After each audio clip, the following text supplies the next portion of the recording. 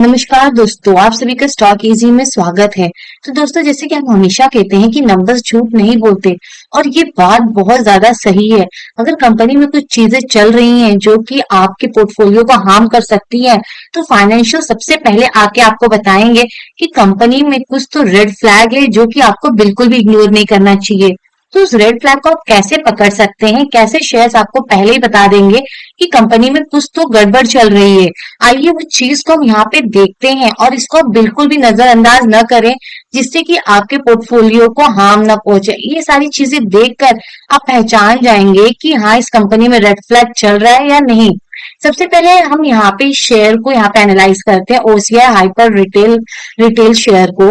सबसे पहले आप इसके मार्केट कैपिटल को देखिए, ये सिर्फ 71 करोड़ का है, जो कि दर्शा रहा है कि काफी स्मॉल, बहुत ही छोटी सी कंपनी है, स्मॉल कैप कंपनी है। इसका करंट प्राइस आपको ये बता देगा कि अब जाके ये शेयर एक पैनी स्टॉक बन चुका है, क्योंकि इसका मात्र 4 रुपया चल रहा है। ये 4 रुपए पे ट्रेड हो रहा है यहाँ पे।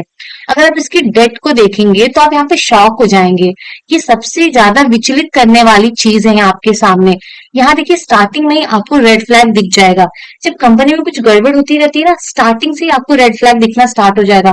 वो बात अलग है कि आप उस चीज को अगर इग्नोर कर दें, लेकिन यहाँ पे अगर आप रेड फ्लैग को इग्नोर करते हैं शेयर में और आप इस शेयर में इन्वेस्टेड हैं, या फिर आप सोच रहे हैं इन्वेस्ट करने का, तो आपका पैसा यहाँ पे डूब सकता है। आप देखिए, कंपनी की सिर्फ मार्केट कैपिटल कितनी कम है, कितना छोटा सा इनका मार्केट कैपिटल 71.8 करोड़ का है, लेकिन कंपनी ने कर्ज कितना ज्यादा ले रखा है, देख रहे हैं, 171 करोड़ का। यानी कंपनी कभी भी स्ट्रेस में आ सकती है, कंपनी कभी भी फाइनेंशियल स्ट्रेस को फेस कर सकती है यहाँ पर। अब यहाँ पे थोड़ा आप आइए, इनके ईपीएस को देखिए, अर्निंग पर शेयर। कंपनी 1 रुपया कमा रही है, लेकिन स्टॉक का भी यहाँ पे 4 चल रहा है। यानी जितना ये कमा नहीं रही, उससे ज्यादा लोग यहाँ पे इसको रिवॉर्ड कर रहे हैं। ऐसा क्यों हो रहा है? चलिए इस चीज को नीचे इसको एनालाइज करते हैं। सबसे पहले हम इसके फाइनेंशियल्स को देखेंगे, यानी कि प्रॉफिट एंड लॉस स्टेटमेंट पर अपनी नजर डालेंगे। ये आपके सामने रहा इस कंपनी का सेल्स। अब देख रहे हैं कंपनी की सेल्स यहाँ पे किस तरह हो रही है। मार्च 2025 तक आप बोलेंगे, अरे धीरे धीरे तो कंपनी ने अपने आप को यहाँ पे इम्प्रूव किया हुआ है।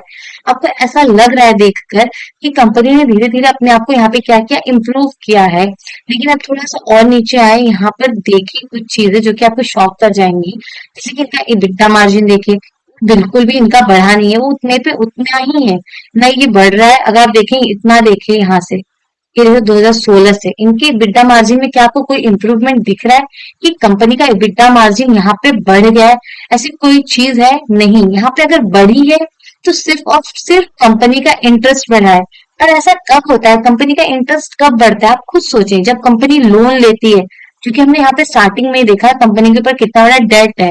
कंपनी का जो डेट है, यानी कि उनको इंटरेस्ट जो पे करना पड़ा, वो कंटिन्यू बढ़ता जा रहा है। अब देखिए 41 करोड़ का है। अगर इनका प्रॉफिट देखिए, जो ऑपरेटिंग प्रॉफिट है सिर्फ 72 करोड़ का। आप सोचिए, इनका इंटरेस्ट ही 41 करोड़ का, और सारे खर्चे ही कैसे करेंगे अपनी पूर्ति? वो भी तो यहाँ पे देखने वाली चीज है। तो हम नीचे आएंगे, अगर आप यहाँ पे देखें तो जो इनका नेट प्रॉफिट है, 3 साल तो ये जीरो पे थे, फिर धीरे धीरे अब जाके 2025 में इन्होंने यहाँ पर जो बुक किया है प्रॉफिट, वो है 20 करोड़ का। कंपनी ने यहाँ पे 20 करोड़ की प्रॉफिट बुकिंग की है। ठीक है, हम थोड़ा नीचे आते हैं, यहाँ पे कंपनी के बैलेंस शीट पे थोड़ा नजर डालेंगे। जैसे हमने पहले ही कहा कि कंपनी का जो बोरोइंग है वो बढ़ता जा रहा है, लेकिन आप कहेंगे अरे यहाँ पे तो कंपनी ने सितंबर में कम किया हुआ है, 2024 में भी यहाँ पे इन्होंने कम किया हुआ है, मतलब ज्यादा इन्होंने डेट नहीं लिया। लेकिन आप कुछ चीजें और देखेंगे तो ये चीजें आपके यहाँ पे ना माइंडसेट को पूरी क्लियर कर देगी कि आपको इसमें इन्वेस्ट करना है या नहीं। कंपनी जब भी अपने जो बोरोइंग्स को अगर वो कम कर रही है, जब भी वो बोरोइंग्स को अपने कम कर रही है, तो क्या कर रही है? देखें आप, यहाँ पर क्या कर रही है, अपने फिक्स असेट को सेल कर दे रही है। फिक्स असेट को सेल करने पे वही, तभी वो अपने बोरिंग्स को यहाँ पे कम कर पा रही है। इस चीज पे आप नजर डाल रहे हैं, कंपनी क्या कर रही है, अपने फिक्स असेट को सेल कर दे रही है। चलिए, यहाँ पे इन्होंने बोरो किया तो यहाँ पे इन्होंने क्या किया, फिक्स असेट को बढ़ाया। लेकिन यहाँ पे जब बोरिंग कर रहे हैं तो ये अपने फिक्स असेट को भी सेल कर दे रहा है। आप सोचे, तो ये अपने बोरिंग्स का कर क्या रही है कंपनी?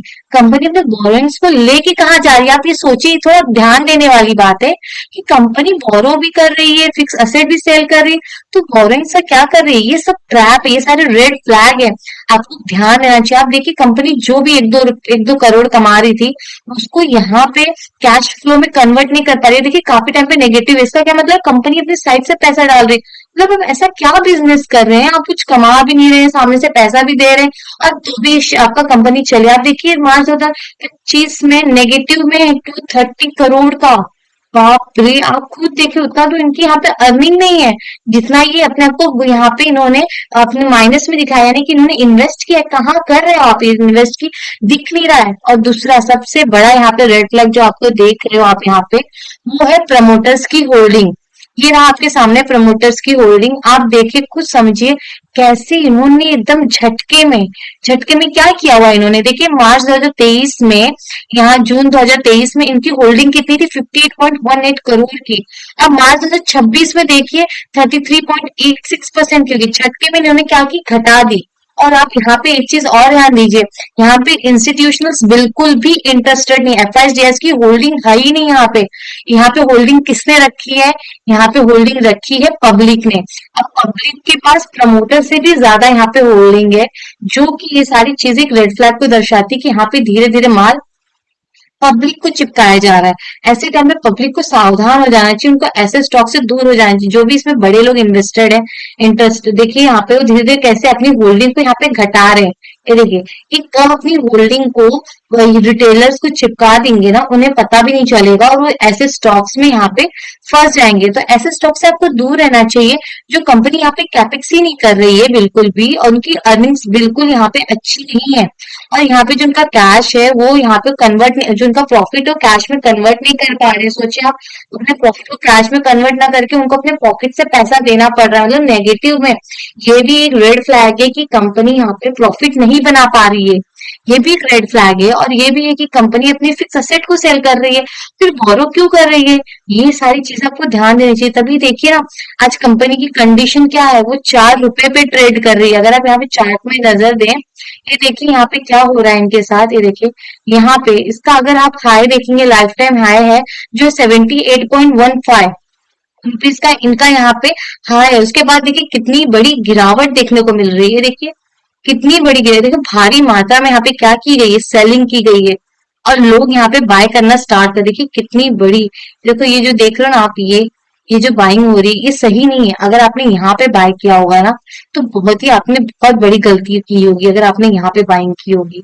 ये चीज जो है ना, यही तो ट्रैप है। देखो आप इस ट्रैप में फंस गए हो पूरी तरह।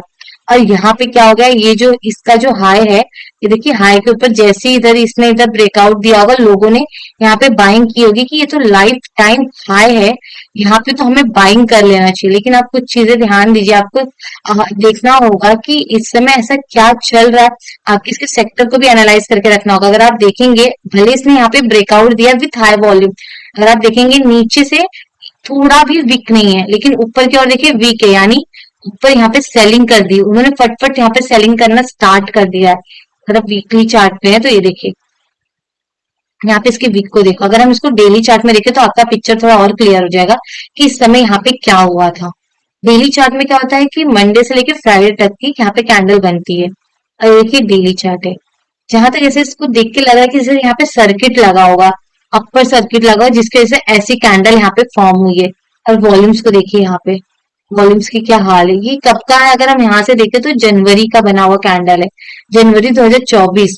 अगर हम यहाँ पे आए जनवरी 2024 में, देखिए यहाँ पे क्या हो रहा है, देखो ये जनवरी, ये है मार्च। यहाँ पे क्या किया था, प्रमोटर्स ने अपनी होल्डिंग घटाई थी।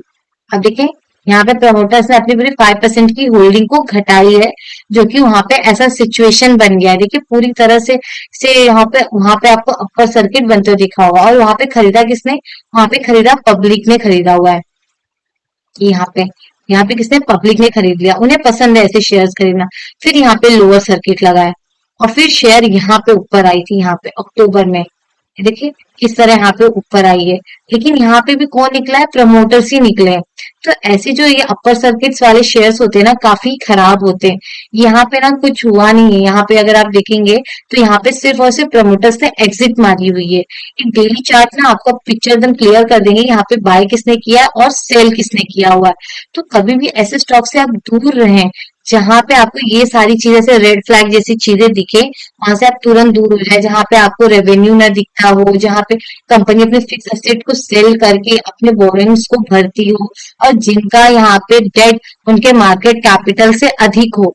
ये जो है, अगर आप पीयर्स में जाके देखेंगे तो आपको समझ में आएगा कि ये जो सेक्टर है, यहाँ पे अगर देखें, यहाँ पे अगर आए इन्वेस्टर्स को देखें, ये जो यहाँ पे इन्वेस्टर्स में आप देखें ना, इंस्टीट्यूशनल्स भी इंटरेस्टेड नहीं है ऐसे शेयर्स में।